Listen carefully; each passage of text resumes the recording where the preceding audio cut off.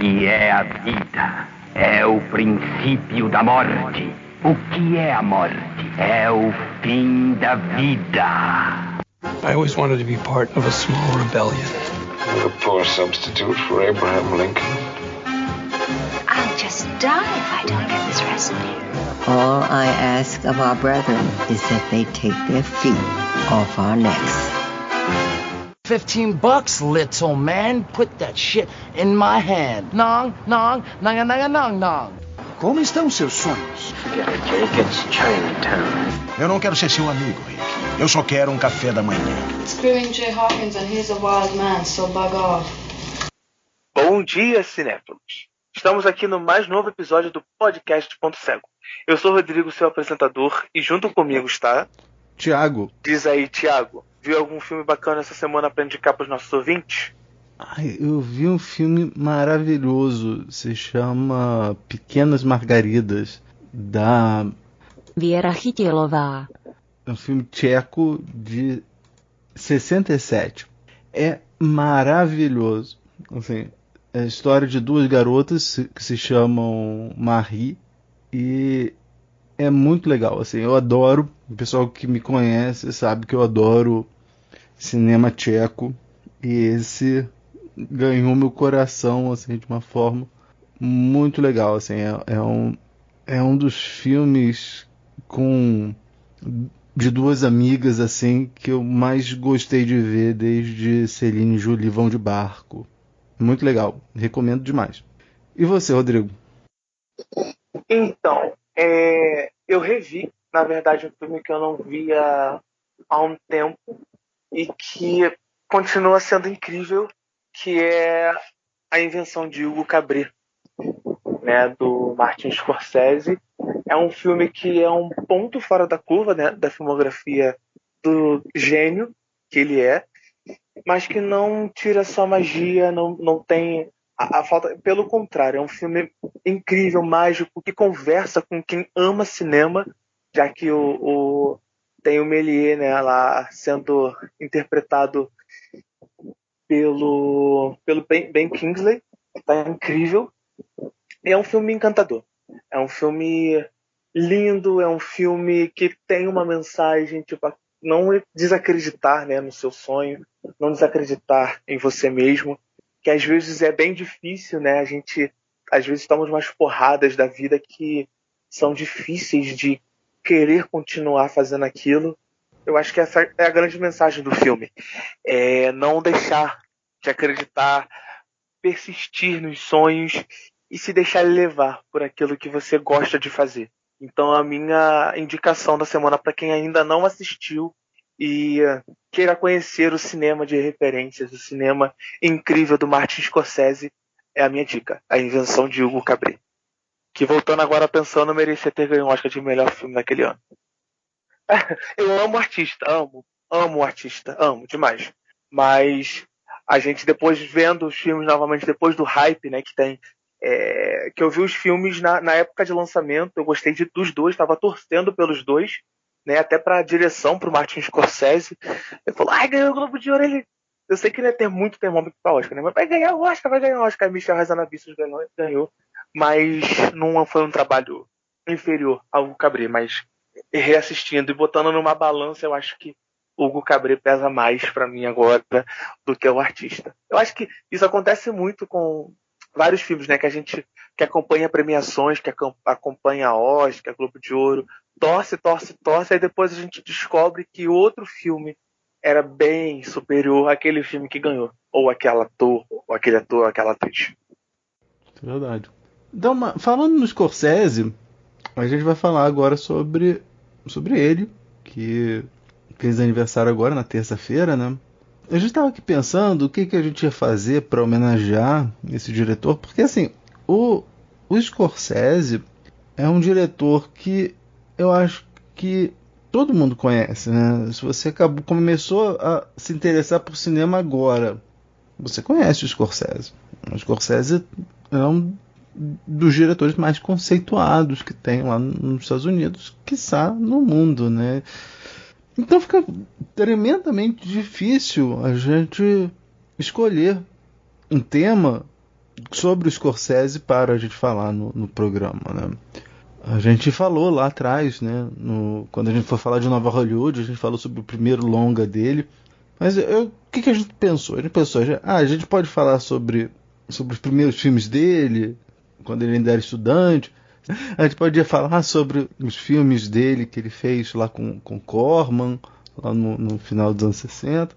Mas aí o Rodrigo veio com uma ideia e falou assim, por que a gente não fala do Scorsese como apreciador do cinema, né, Rodrigo? Porque, como o Thiago disse, Scorsese é um cara que não...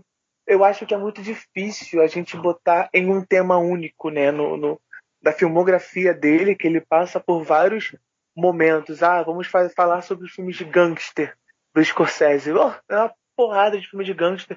E eu acho que um podcast, um programa só para ele, para falar só desse tema, não dá. Aí eu sugeri ao Thiago a gente fazer do Scorsese cinéfilo, né? Aquele Scorsese que tem referências, que conhece cinema do mundo inteiro, inclusive o brasileiro, né? Para montar os seus filmes. Quando a gente falou lá no episódio da Novela Vague sobre os diretores cinéfilos, eu acho que o maior exemplo do cinema americano de um diretor cinéfilo é o Scorsese, né? Porque assim como o Tarantino, que viu filme pra cacete, o Scorsese também viu filme pra cacete. Viu até mais e mais variados que o Tarantino. E ele tem um diferencial porque ele estudou cinema, né? Ele fez cinema lá na Washington Square College, da New York University, lá no Greenwich Village. E lá ele teve acesso ao cinema do mundo inteiro.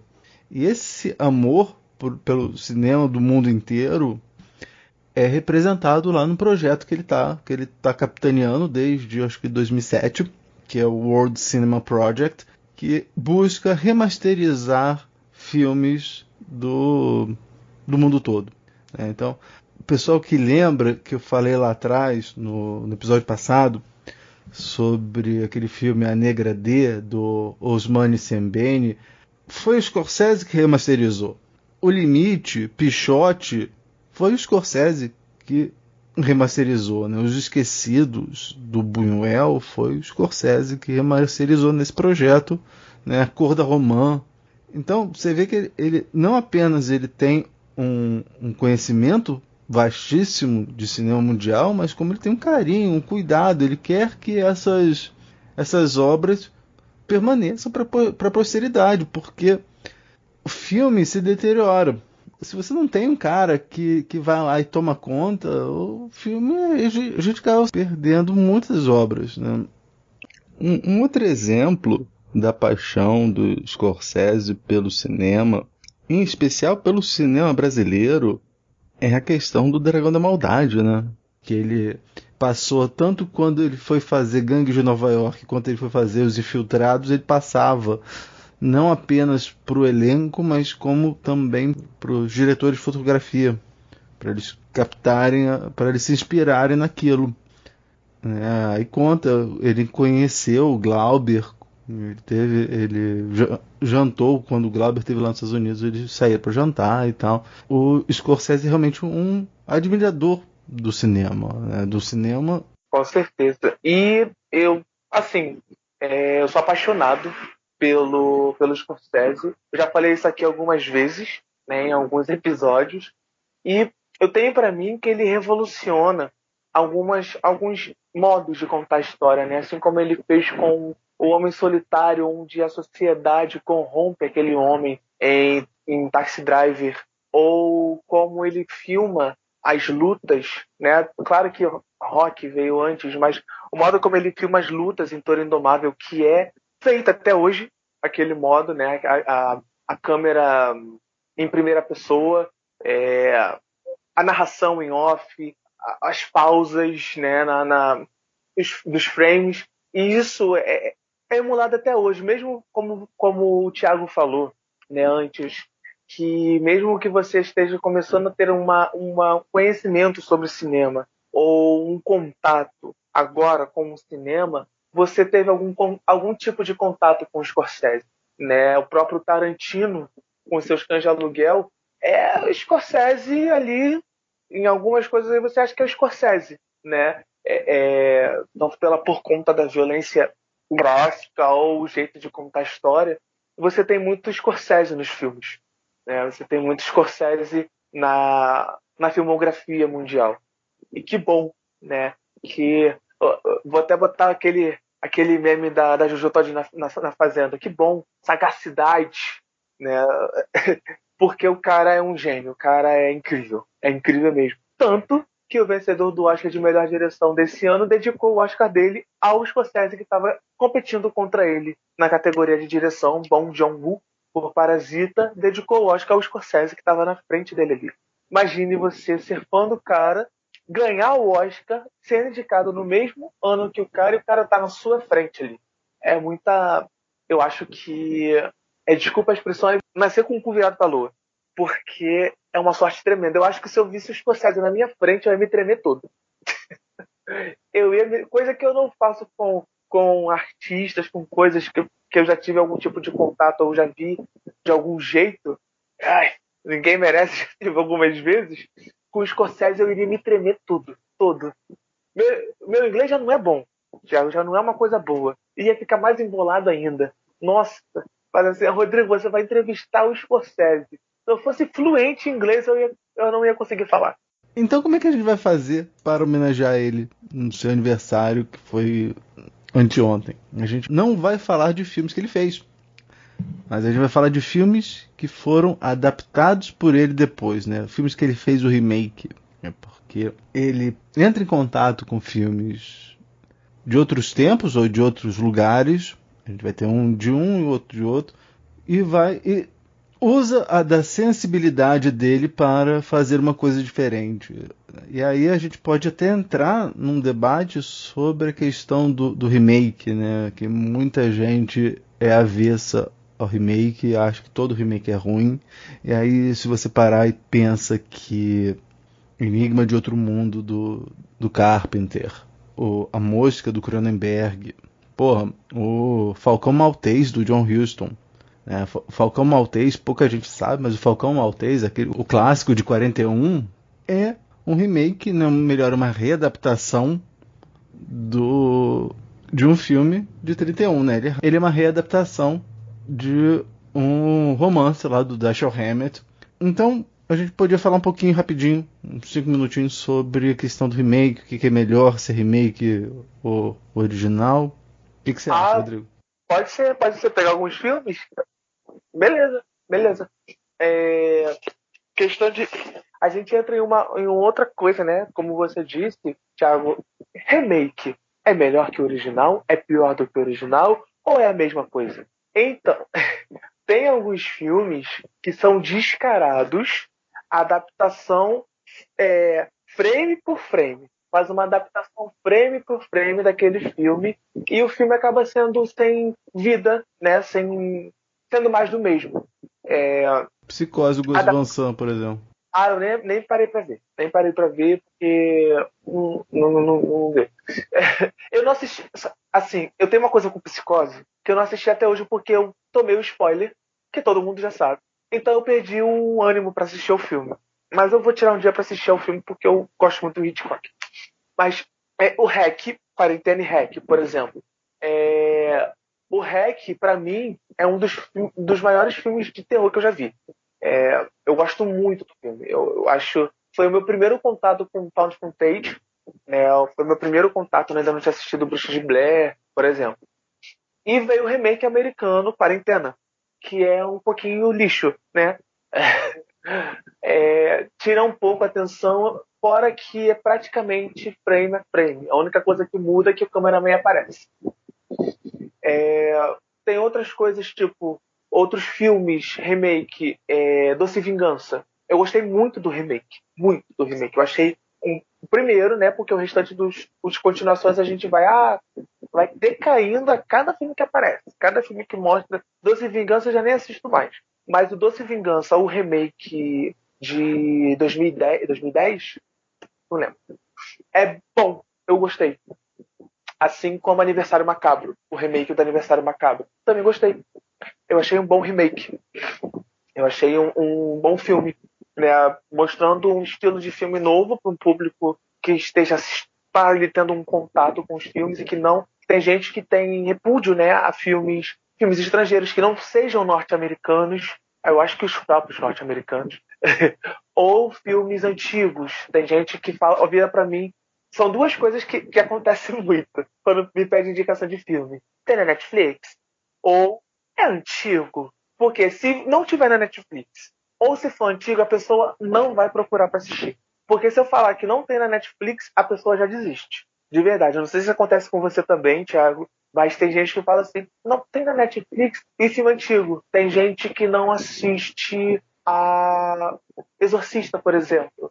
Eu acho um filme totalmente que me dá medo. Eu tenho um cagaço de assistir. E as pessoas não assistem por serem antigos, ou ficam rindo. E se fizeram, vão fazer um remake. Por que eu falei do Exorcista? Porque vai vir o remake do Exorcista, né? O Thiago com certeza já sabe disso. Tá para lançar agora em 2021 ou 2022 o remake. E certas coisas a gente olha e pergunta assim, por quê?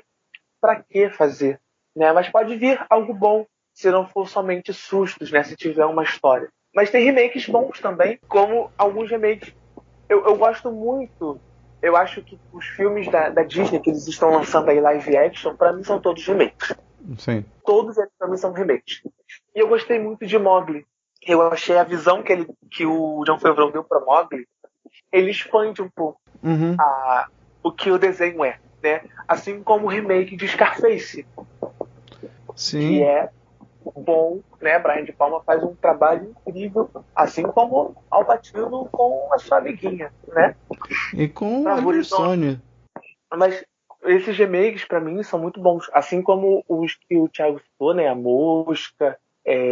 Eu gosto muito da Mosca, eu acho a maquiagem daquele filme incrível até hoje. O Enigma do Outro Mundo, que teve não um remake, uma frequência, né? Um filme que é pré o Enigma do Outro Mundo, que eu ainda não tive a coragem de assistir. O original é do Christian Nyby, de 51.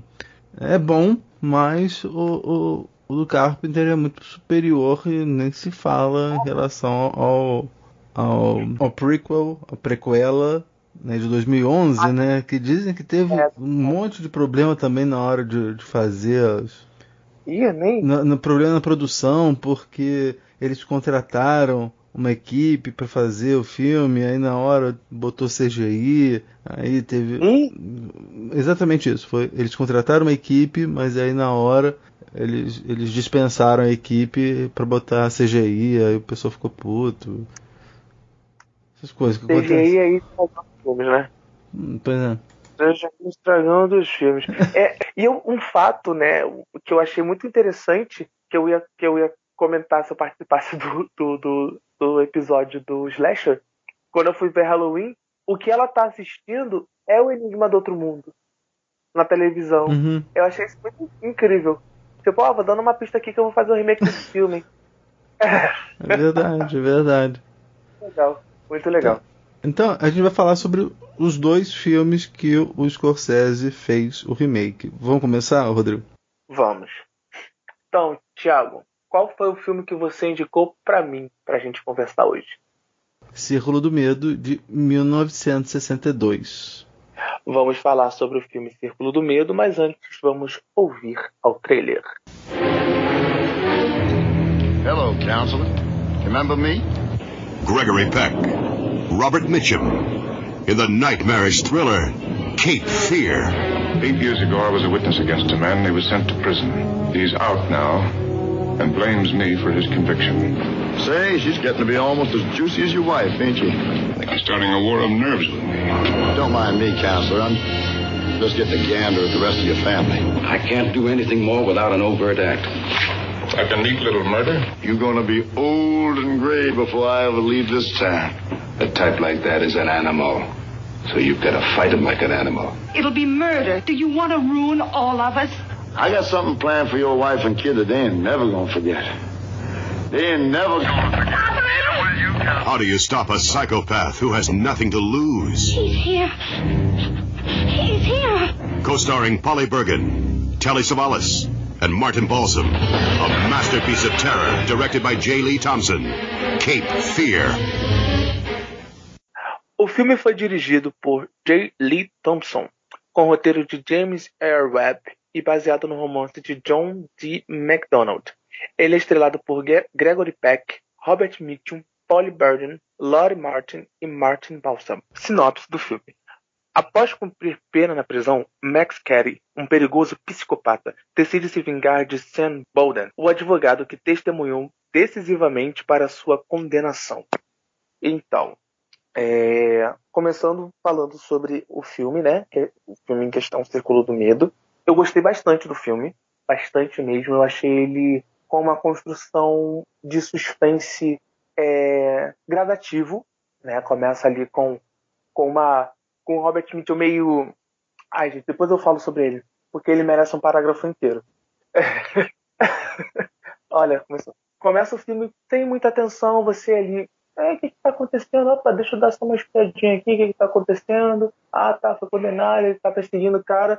Mas o que me chamou muita atenção no filme, Thiago, são as escolhas de fotografia. Me lembrou muito o filme noir.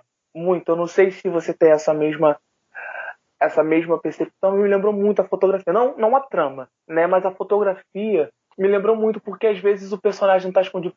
Quando ele liga pro amigo dele, delegado, ele tá na sombra e depois vem pra se mostrar, como se fosse um personagem que estivesse se escondendo atrás de algo, né? E vem e se ilumina. Eu acho isso muito incrível. Assim como em algumas cenas da mulher dele, tá muito focado nos olhos dela, né? Além de ser muito anos 60, anos 50, anos 40, esse tipo de fotografia, esse tipo de iluminação, funcionou muito no filme, ainda mais no final. Né, na parte final, que eu não vou aqui soltar spoiler porque eu não sou desses, não faço essas coisas, mas funcionou muito, né? Depois, quando a gente for comentar do remake do Scorsese, eu vou falar o porquê, né, para poder fazer um comparativo. Mas para mim, além da história, além de uma coisa, eu acho a direção do J. Lee Thompson não algo tipo, nossa, né? Que maravilha, que coisa incrível, bem correta, mas que tem uma luz, eu não digo uma luz, uma atenção no filme que desconecta de quase tudo. Que tem o nome de Robert Mitchum. Cara, o que é aquilo? O cara não precisa se exaltar pra você ter medo dele. É um cara de fala mansa. Sabe aqueles caras que você às vezes tá no ponto e começa a conversar com você do nada? Ele pode ser esse cara. Aquele cara que tá bebendo no bar, tá esperando só alguma coisa acontecer, alguma merda acontecer pra se meter no meio e enfiar porrada em alguém. Ele é esse cara. Sabe? Essa coisa, e eu li uma coisa que o Gregory Peck, né, ele era produtor também do filme, ele queria que o vilão fosse exatamente assim. Alguém que chamasse muita atenção, alguém que tivesse uma atuação extremamente incrível, que dominasse o filme e que causasse algum tipo de medo, algum tipo de situação de medo em quem assistisse. E é exatamente isso que eu senti com o filme, com ele, com o personagem dele. Gostei muito do Gregory Peck. Eu achei mais pesado do que porque a menina parece ser muito mais nova do que a Juliette Lewis. E eu fiquei, gente, pelo amor de Deus, não faz isso não, sabe? Porque mesmo pra época, imagine na época de lançamento do filme, né? Isso, você já tem uma visão, né, hoje, né, no século XXI, 2020, a gente assistindo ao filme, você treme um pouco na base e fica sentindo algo ali acontecendo dentro de você. Imagina em 62 pro público que tá assistindo ao filme, né? E vou deixar você falar, Thiago. Não vou, já entro no remake.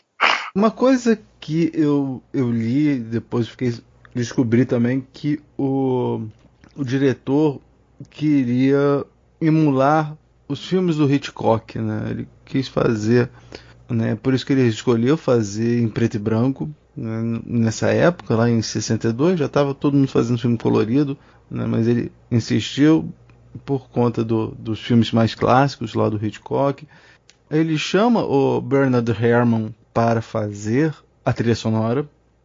Então, é um filme que, assim, A gente vai falar sobre as referências que o Scorsese usa no remake dele, mas nesse filme também tem essas referências, essas menções, essas citações, mesmo que sejam estilísticas, a outros diretores. Você falou do Robert Mitchum, né? O Gregory Peck também tá ótimo, e também nesse mesmo ano ele fez aquele filme que a gente mencionou lá no nosso episódio 6, que é O Sol é para Todos. Então, se você quiser fazer uma sessão dupla, Gregory Peck como advogado, você vê O Sol é para Todos e O Círculo do Medo. Foi legal a gente ver o Telly Savalas, né, que é o Kojak, como detetive. Eu não sei, a gente pode passar pro remake, que dá para abordar mais coisas. Sim. Então, Cabo do Medo, eu trelei elogios aqui pro Scorsese, pra filmografia do Scorsese, mas Cabo do Medo é um dos filmes que eu menos gosto do Scorsese. Mas eu vou explicar o porquê, a culpa não é dele. A culpa, pra mim, tem nome e sobrenome, chamado Robert De Niro. Por quê? Sério, eu acho primeiro que a construção pra mim dele foi muito caricata do personagem. Assistindo ao Robert Mitchum, eu tive a certeza. Sabe? A impressão que a gente tem no De Niro como Max Cady, como essa versão do Max Cady, é que ele mistura o personagem do Robert Mitchum lá do Círculo do Medo, né, o Max Cady original, com o Harry Powell, que é o personagem do Robert Mitchum lá no Mensageiro do Diabo. E tudo assim, tipo, mediado pelo Travis Bickle, lá do Taxi Driver, né? Ele é uma mistura, acho que, desses três personagens. Então, ele fica meio exaltado nesse filme, não? Porque, pra mim, ele nesse filme, ele tá mais como uma força imparável e sobre-humana da natureza, né? Pra mim, ele tá muito, tipo, overpower, sabe? Aquele cara que poderoso, não nada abala ele. Mas os gestuais, sei lá, eu gosto muito do Robert De Niro, até dos filmes que pouca gente gosta dele, que eu já tenha conversado, né, mais recentes, né, do Robert De Niro. Claro, eu não vi a filmografia do cara toda, mas os filmes que eu vi eu gosto bastante, dos filmes que eu vi com ele. Mas pra mim, dos filmes que eu vi, essa é a atuação que eu menos gosto. E olha que tem filme dele aí que, né, Deus nos acuda pra pagar a conta. Mas fazendo um comparativo, né, de personagens, o Robert Mitchum, né, o Kenny dele, o Matt Kenny dele, é aquele cara que te leva no papo, sabe? É aquele cara que te dá medo só de falar, do jeito que ele fala, do jeito que ele arma. É um verdadeiro sociopata pra mim, né? É um cara que ele te encurrala, ele se livra de alguma situação, ele se livra de alguma coisa por conta do papo dele, por conta da lábia, por conta da sabedoria que ele tem. Porque ele é um personagem inteligente. O do Robert De Niro, ele vai mais na força bruta pra mim. Ele é mais força bruta, ele não é tão calculista assim quanto foi o do Robert Mitchum, né, nessa adaptação. O Robert Mitchum no Círculo do Medo, ele é galanteador, né? Tem até aquela cena que ele tá no bar lá, trocando olhares com a garota. Aí chega a polícia, quer levar ele pra delegacia. Ele fala assim: olha, eu vou sair, mas eu volto aqui 1 hora. E aí eu te pego, tá? Ela falou assim: você tá me paquerando? Ele tô. Ele é charmoso, né? Uhum. É exatamente isso. E o do Robert De Niro não é aquele cara bruto, aquele cara que acabar com tudo, sabe? Sabe esses caras assim que você encontra, você tá passando assim na rua, tá brigando num bar com qualquer, mas é porque se acha o maioral. É exatamente assim. Esse cara bruto que malhou, né? Mostra isso. O Martin Scorsese faz questão de detalhar mais isso, de detalhar ele mais na cadeia, né? Malhando, ganhando corpo, fazendo a vingança dele, tentar fazer a vingança dele. Eu gosto muito disso, do Scorsese contando as histórias dele, porque ele mostra mais, mas não torna algo didático, né? Como pode acontecer quando você detalha muito alguma coisa. Vou falar mais no outro filme, no outro na outra dupla de filmes. Mas nesse eu gosto mais disso. Gostei mais disso, dessa construção. Fora os personagens do advogado, né? O Gregory Peck é aquele cara centrado, aquele cara fiel, aquele cara... O do Nick Nolte não. Né? Ele tem... Eu gostei muito da interpretação do Nick Nolte, né, como advogado, e que ele só não tem a melhor atuação do filme porque tem a Juliette Lewis ali. Para mim, ela consegue pegar da inocência para algo que não tem a inocência, que não é algo inocente, para inocente de novo, né? A Juliette Lewis, ela tem esse jogo com as atuações dela. Eu percebo muito no Assassinos por Natureza isso, né? Porque ela tem cara de gente boazinha, não sei porquê. Ela tem cara de gente boazinha, mas ela interpreta uma pessoa que você não sabe o que ela está pensando. Muito bem. Ela interpreta um personagem que você não consegue enxergar uma camada, além daquilo que ela já está projetando para você. Eu tenho muito disso nos filmes que eu assisti com ela. Não assisti tantos filmes com ela, mas nos filmes que eu assisti eu tenho muito isso, que tem sempre alguma coisa por trás daquilo que ela está mostrando, por trás dessa camada de interpretação, né? Gostei mais do que da menina que faz em 62. Eu acho que mesmo o impacto de 62 sendo maior por conta da aparente juventude da atriz, né? A Juliette Lewis também estava jovem fazendo o Cabo do Medo, mas é alguém muito anos de 90, né? Eu acho que cada filme dialoga muito com a sua época, dialoga muito com o que se passa na época. Eu acho que o Scorsese, ele tem muito isso nos filmes dele. Ele dialoga muito com o que está acontecendo na época. Até, não digo não somente na época que se passa o filme, mas na época em que o filme é lançado, né? Ele se utiliza muito bem dos artifícios, das coisas que estão em volta dele, né? Então eu gostei mais do original aqui. A minha prova... lembrei. A cena final, né, que eu falei que eu ia falar depois. Eu acho que funcionou muito mais no final, no original, do que no remake. Porque no remake, mesmo o Scorsese fazendo um jogo de câmera interessante, né, com o Robert De Niro totalmente desfigurado, eu acho que funciona muito mais o jogo de sombras, o jogo de luzes do original do que o do remake. Mas é isso, gente. Falei muito. O Thiago já deve estar assim, meu Deus, para de falar. Mas... Tô adorando, tô anotando aqui o que eu ia comentar para comentar agora. Você falou uma coisa muito interessante, que é assim, o Sam Bolden do original e do remake são figuras bem distintas, né? E até mesmo o motivo da vingança que o Max Cady quer fazer também são distintos, né? Enquanto no original você tem o Gregory Peck, né? O Sam Bolden do Gregory Peck sendo testemunha de acusação contra o Max Cady do Robert Mitchum, no outro o Sam Bolden era o advogado do Max Cady. E o que acontece é que o Sam Bolden, ele deixa de dar um laudo sobre a conduta pregressa da vítima, né? É um troço que naquela época podia rolar, mas ultimamente isso daí seria considerado absurdo, né?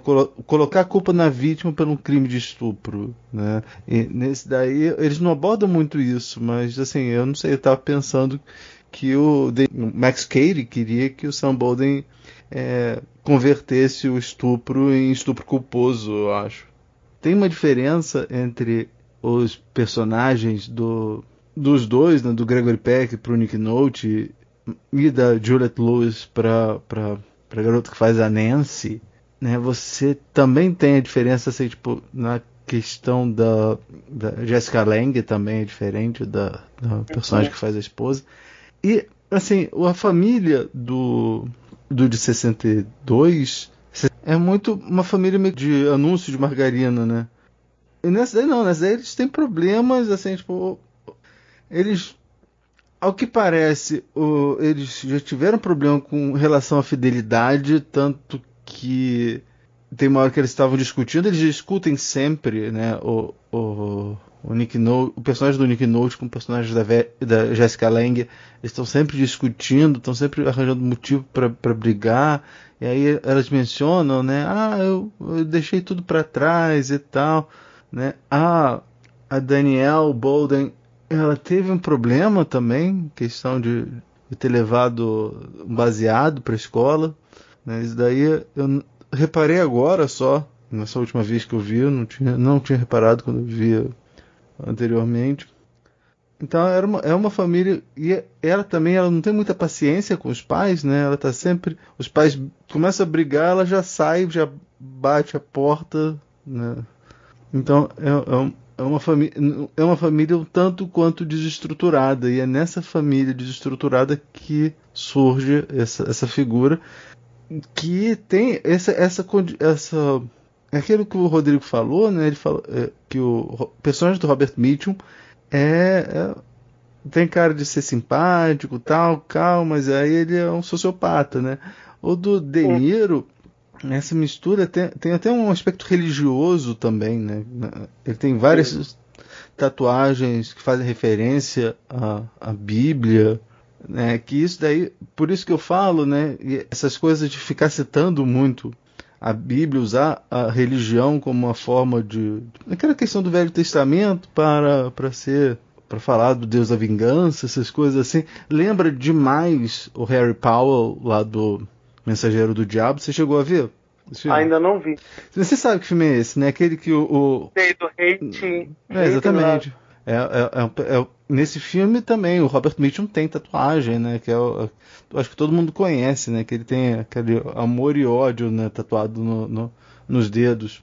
Uma coisa legal também nesse filme é que o Scorsese, ele traz os atores originais para o filme, e eles também estão em lados opostos e meio que se inverte, né? Porque você tem o Robert Mitchum como o chefe de polícia lá da cidade, e você tem o Gregory Peck como o advogado que auxilia o Max Cady a ferrar com o Sam Bolden do Nick Nolte.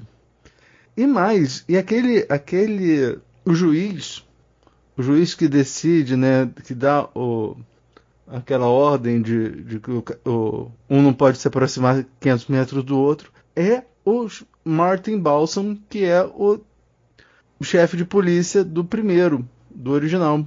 Isso eu não reparei, eu reparei quando eu vi os créditos, assim. Caraca, incrível. E eu falei do troço do Hitchcock também, né? O Martin Balsam também foi escolhido justamente pela relação dele com o Hitchcock, porque ele tinha feito o Psicose, ele é o detetive particular. E uma coisa interessante do remake é que o Scorsese resolveu falar assim, não, o diretor, o J. Lee Thompson, ele quis fazer uma homenagem ao Hitchcock, né?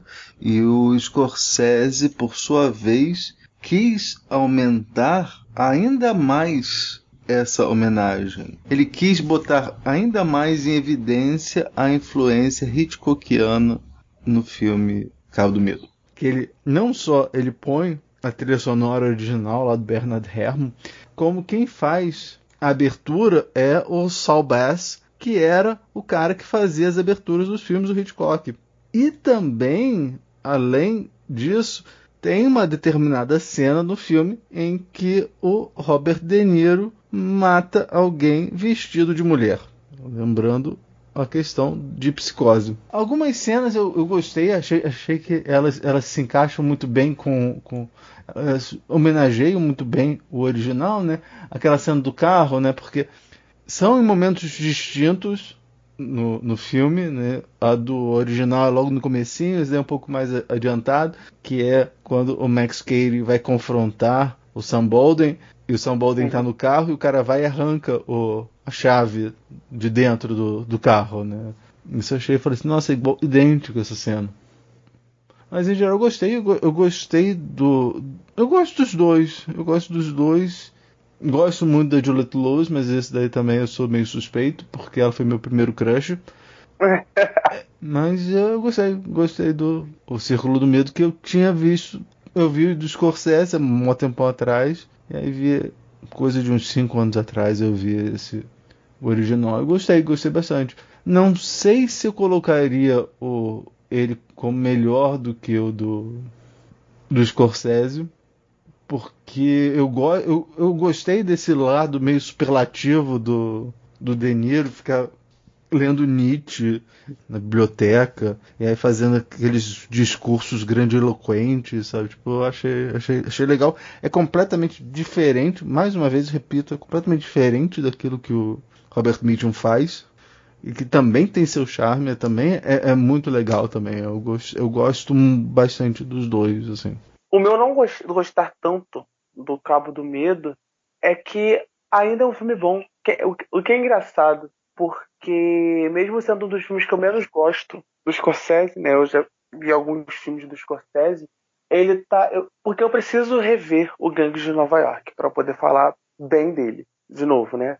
Mas revi o Cabo do Medo. Cabo do Medo eu assisti ano passado, revi por conta também do podcast agora, mas eu ainda continuo com a mesma visão do ano passado. É um filme que é bom, não é um filme extraordinário, né, da filmografia do Scorsese, mas que se prejudica muito para mim por conta do Robert De Niro, por conta da atuação dele. Mas aí mesmo assim eu gostei do filme, mas ainda agora prefiro o original. Assistir o original. Eu prefiro ver os filmes o filme mediano do Scorsese a filme bem considerado de vários outros diretores, que eu agora não quero criar polêmica, então vamos deixar. Falou do Shyamalan aí? Opa, desculpa, não, deixa pra lá. Vamos então passar pro próximo, Rodrigo. Qual foi o filme que você escolheu pra mim? Eu escolhi o filme Conflitos Internos de 2002. Então vamos conversar sobre conflitos internos logo depois de ouvirmos o trailer. 10 years ago, two friends became the best cadets on the force. One went undercover to infiltrate the mob. The other is a highly respected officer, but his true loyalty belongs to the crime lord. Now, they're both out to uncover the traitor among them. They know he's dangerous. They know he's deadly. What they don't know is that they're hunting for each other. New York Times raves it's dazzling, riveting, a blistering thriller.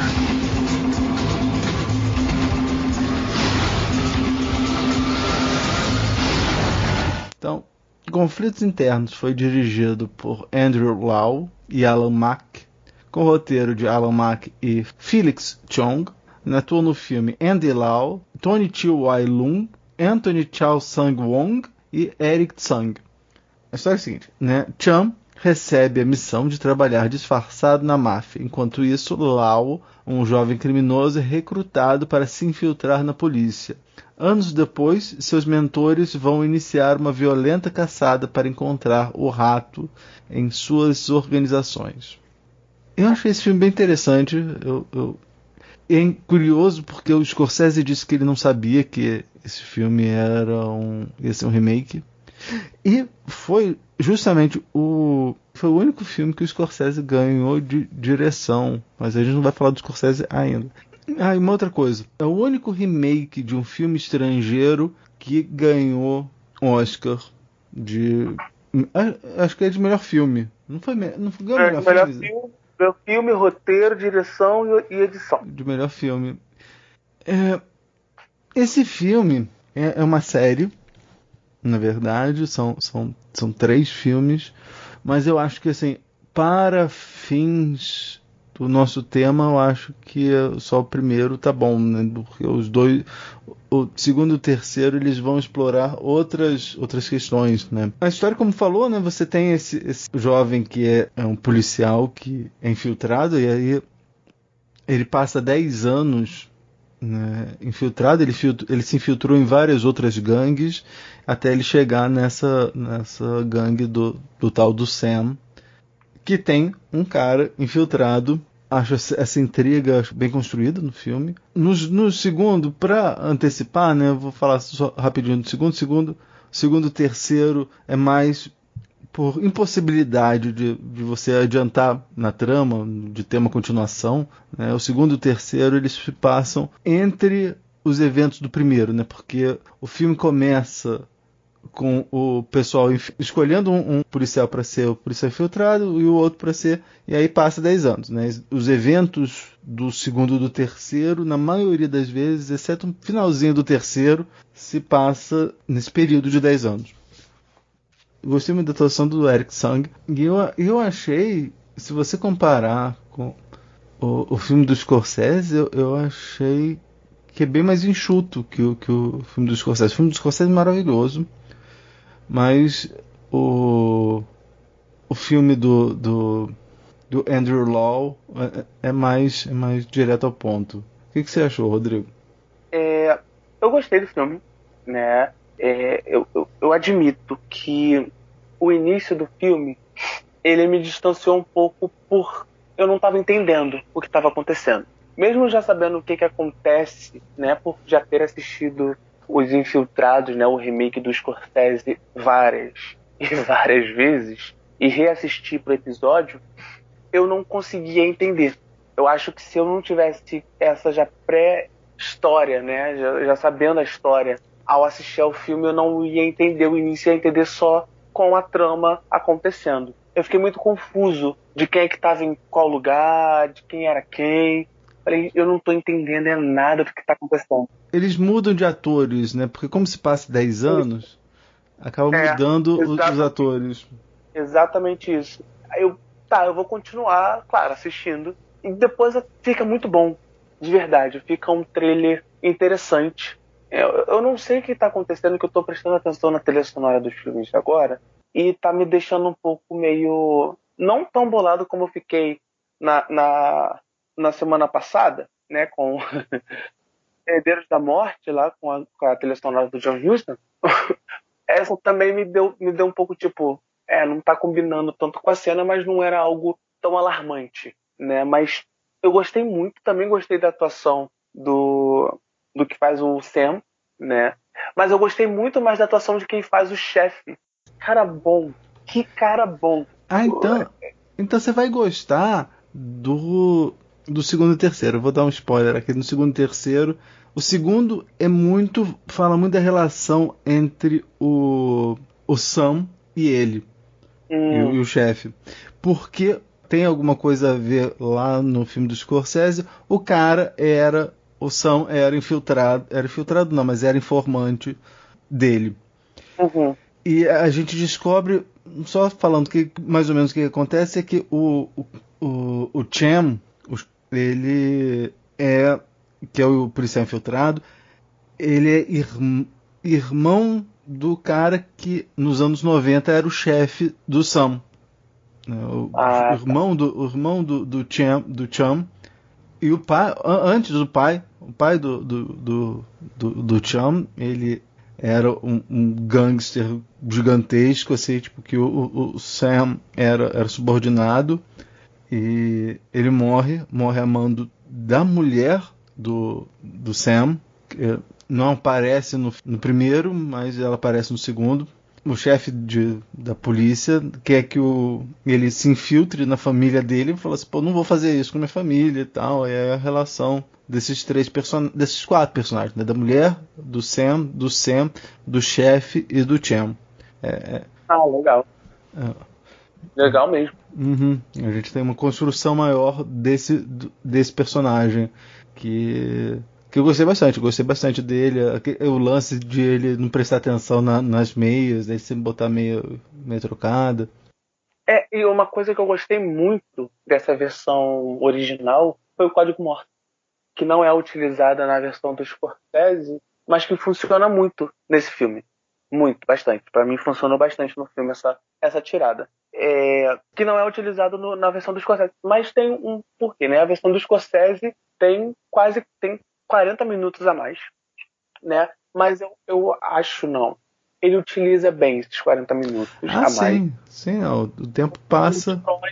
Uma história muito, muito boa, né? Fora que ele utiliza um Jack Nicholson incrivelmente carismático.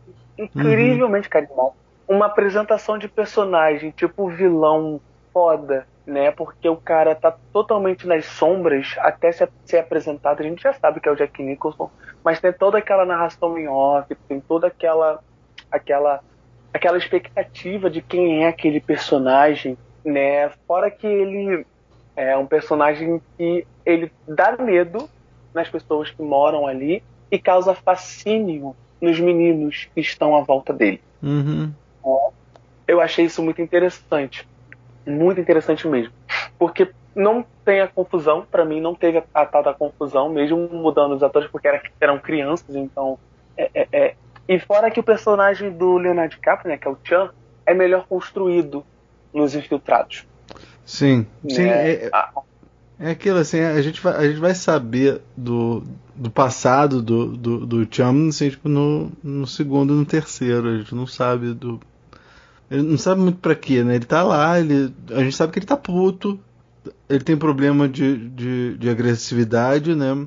Mas é porque o cara tinha prometido que ele ia ficar 3 anos, ele tava 10. Então ele já não tava mais aguentando.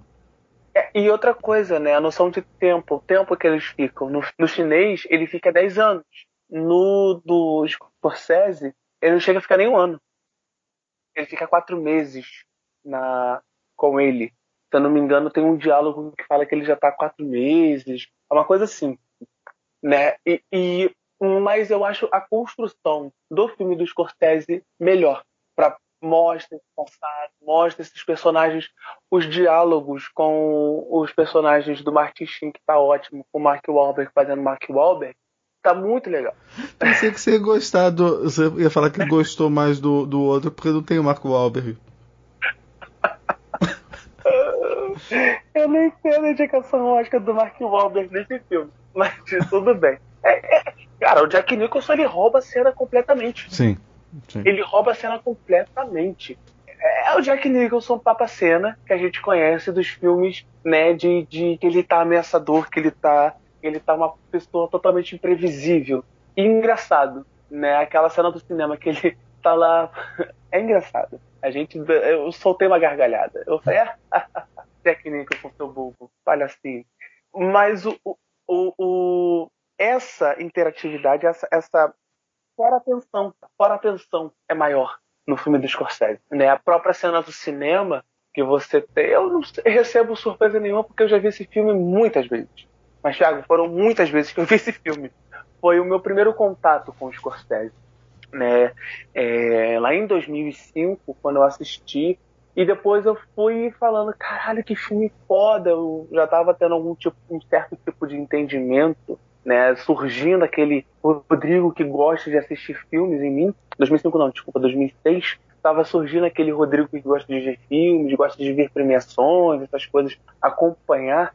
E eu morava com a minha avó, com minha tia, prima, mãe, todo mundo. E eu falei pra minha prima, olha esse filme, que filme bom, sabe? É um filme intrigante. É longo. Aí, a terceira coisa que as pessoas perguntam, é longo?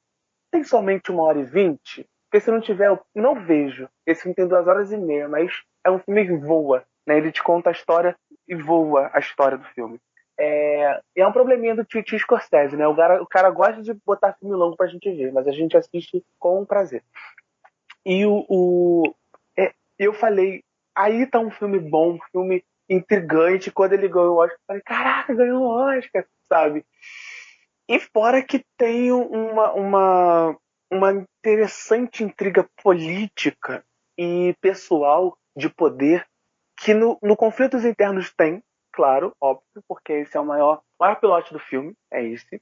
Mas nos Infiltrados, né, ele tem essa expansão do olhar, do poder, do olhar, dos conflitos. Eu acho que há mais conflito. Eu acho que fora a edição frenética, né, da Thelma, da editora amiga e favorita do Scorsese, né? Fora essa narração, fora a edição frenética que mostra em algumas cenas, a própria direção do Scorsese, né? Ele tem uma puta direção de atores, né? Construção de cena, aquela construção do que ele pede que no dublado vira cerveja preta, mas em inglês é um suco de cranberry. Incrível, porque você tem um Scorsese ali, DNA do Scorsese, que você não sabe o que vai acontecer, né? Eu lembro muito quando eu vi com os companheiros, você vai falando, eu vou falando assim, porque quando você assiste a muitos filmes do Scorsese, você entende DNA Scorsese. Eu chamo de DNA Scorsese porque é uma coisa que você não sabe o que vai acontecer na cena. É uma tensão tão grande que ele cria. Às vezes nem precisa colocar trilha sonora, apenas nas atuações e no jogo de câmera, no jogo de corte, de edição que ele tem, que ele cria essa tensão. Leonardo DiCaprio vai lá e quebra um copo na cabeça do cara, e o outro que tá lá sentado, que é ameaçador, vem pra cima dele. Cara, o que vai acontecer? A mesma parte da cena do gesso, né, do Jack Nicholson lá quebrando o gesso, batendo com a bota na mão do Leonardo DiCaprio, que não acontece no Conflitos Internos. Acontece o gesso quebrado, né, mas não acontece a parte da bota, que eu li em alguma coisa que era algum tipo de improviso de Jack Nicholson. Não sei se eu tô certo, mas eu tinha lido em algum lugar que ele pegou a bota e começou a bater na mão do Leonardo DiCaprio mesmo, na cena. Do nada, e o Scorsese gostou e continuou filmando. E é uma tensão, porque você é um policial, pá, bate, você sente a dor e você não sabe o que ele vai fazer.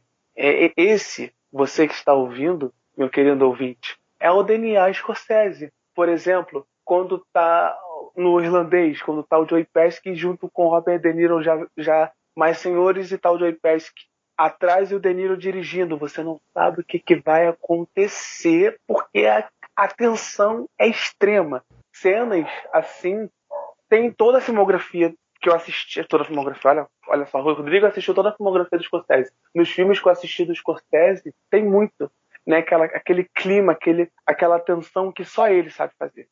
Que você não sabe o que vai acontecer, é imprevisível o que vai acontecer, né? E isso ele jogou nos Infiltrados também, na cena do elevador, né, que eu não vou dar spoiler aqui, que também tem a cena do Conflitos Internos, mas é elevada a uma potência de tensão no filme dos Scorsese dos Infiltrados, a máxima tensão, né?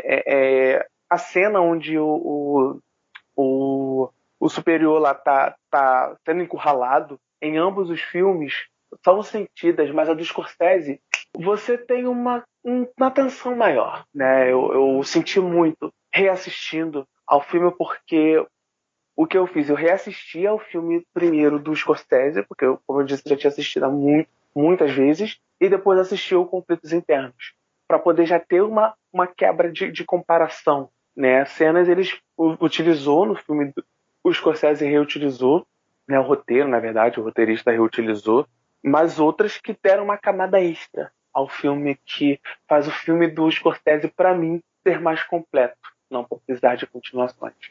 Tem uma outra coisa também que é uma coisa que só tem do Scorsese, é o lance do personagem da Vera Farmiga, né? Que não tem no outro, né? No Conflitos Internos são duas personagens, né? A mulher, a namorada do Lau e a psiquiatra do Cham. Nesse daí não, nesse daí é uma pessoa só, é a Madeline.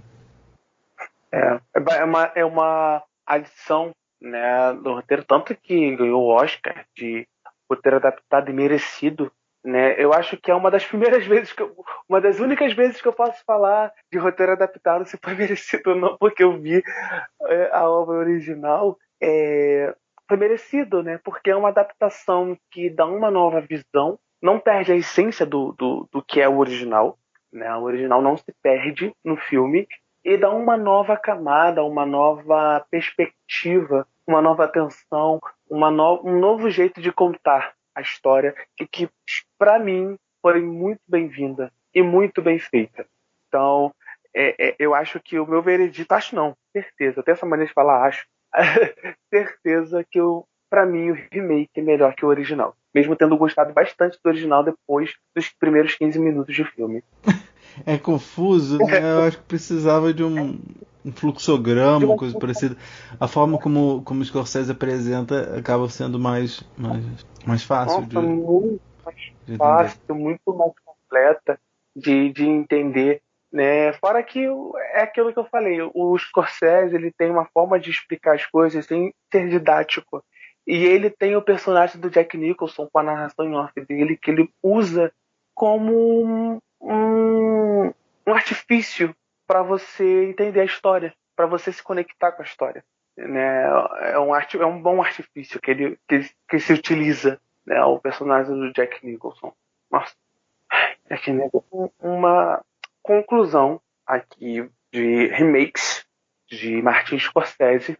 Não vou fazer tipo um parâmetro remakes de todos os tempos, assim, de todos os remakes, mas do Scorsese. Para mim, Rodrigo, o do Cabo do Medo é inferior a Círculo do Medo e Infiltrados é superior ao Conflitos Internos. Então, eu acho que isso mostra que existe, sim, na minha opinião, remakes melhores, superiores do que o original, assim como existe. Agora, a rodo, originais melhores do que os remakes.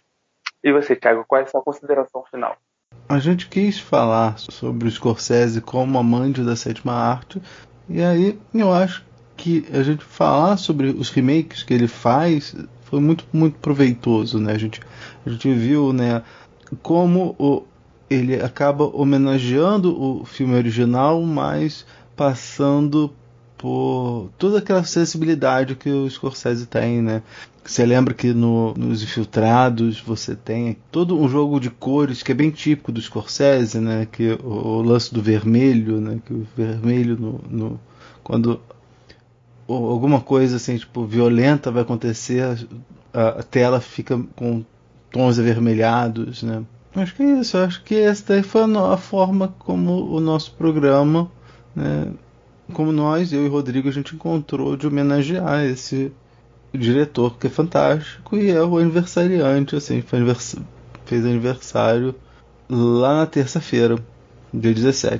Incrível, incrível, um diretor incrível que, se você está ouvindo, não tenha tido algum contato com o Scorsese, eu acho que são duas tramas distintas, mas que dá para ter um gostinho do que é o Scorsese, dá para ter uma palhinha do que é o Scorsese, o quão versátil o Scorsese é. Vamos falar sobre streaming no quadro Tem na Netflix? Tem na Netflix? Tem no Netflix? Tem na Netflix? Tem na Netflix? Tem na Netflix? Tem na Netflix. Então, Thiago, que filme você viu recentemente em alguma plataforma de streaming? Eu não sei como vocês vão conseguir assistir o Conflitos Internos, mas se você assistiu Conflitos Internos e quer ver o segundo e o terceiro, eles estão lá na Netflix. E você? Olha... o segundo e o terceiro. O primeiro não tá não, mas o segundo e o terceiro estão lá. Eu vi um filme que foi estreia da Netflix e que eu simplesmente carreguei aqui no meu coração e virou xodozinho, que é Uma Invenção de Natal. Olha, o filme eu não dava nada pelo filme quando surgiu fotos, essas coisas. O trailer eu falei, tá, um musical de Natal, tá, tem todo ano, né? Todo ano tem um musical de Natal. Mas é um filme tão incrível, com umas músicas tão gostosas de ouvir e com uma atuação do Forest Whitaker e da menina estreante Madeleine Mills, que é incrível. Olha, Thiago, pra mim virou o melhor filme de Natal que eu vi. Já se tornou meu favorito. Não que eu tenha, grande filme de Natal. O filme que eu tava gostando, que era pra mim considerado de Natal, porque eu gostava muito. Duro de Matar. Não é Duro de Matar, porque eu nunca vi Duro de Matar. Eu só vi o 4 e 5, que são, né? Uma delícia. Senhor. cara derruba o helicóptero com carro. Enfim, o meu filme de Natal favorito, antes, era Operação Presente. Aí veio o ano passado e se tornou Klaus. Klaus é bom. Aí é muito bom. Recentemente se tornou um filme que a gente vai falar no outro podcast. Né? Um filme que não vou dar spoiler. Do próximo podcast, que se tornou meu favorito de Natal. Aí veio esse que eu assisti essa semana, né, depois de muito custo, porque para ver filme essa semana foi meio complicado. Eu amei o filme. Ele é mágico, ele é encantador, tem uma mensagem incrível e, como eu disse, atuações maravilhosas. Então, para você que quer assistir algum filme leve, emocionante, com uma direção muito boa para um filme de Natal, tipo, e que se não fosse a coisa que a gente tem, né, com alguns preconceitos que a gente tem na indústria, Forest Whitaker teria com certeza uma indicaçãozinha ao Oscar aí de ator coadjuvante. E tô falando isso sem muita pressão. Tô falando aqui, ó, leve, flutuando, que ele teria sim uma indicação ao Oscar, porque é uma atuação muito boa mesmo. É engraçada no momento certo, pontuada no momento certo, e que vale a pena a gente assistir. E fora que é um musical original, coisa que é difícil ter, né, musical original. E é bem melhor do que um musical original que eu vi por aí, que tem um circo, né, do tal do O Rei do Show. Eu não gosto do Rei do Show. Eu só gosto das músicas. Mas é muito bom mesmo, Thiago. É muito bom. E você que está ouvindo, vale muito a pena. Uma invenção de Natal. Uma invenção de Natal que estreou agora na Netflix. Então, eu estava conversando aqui com o Rodrigo e a gente estava pensando em fazer o seguinte: no nosso último programa do ano, a gente gostaria de ouvir vocês. A gente vai fazer assim os melhores filmes, né, os filmes que vocês mais gostaram de assistir pela primeira vez em 2020. Então, o filme tem que ser de 2020? Não. Se você viu um filme de 67 que você falou assim, nossa, adorei esse filme, melhor filme que eu vi na minha vida, aí você fala. Se vocês quiserem fazer, né, vocês mandem pra gente lá no e-mail, né, podcast.cego@gmail.com.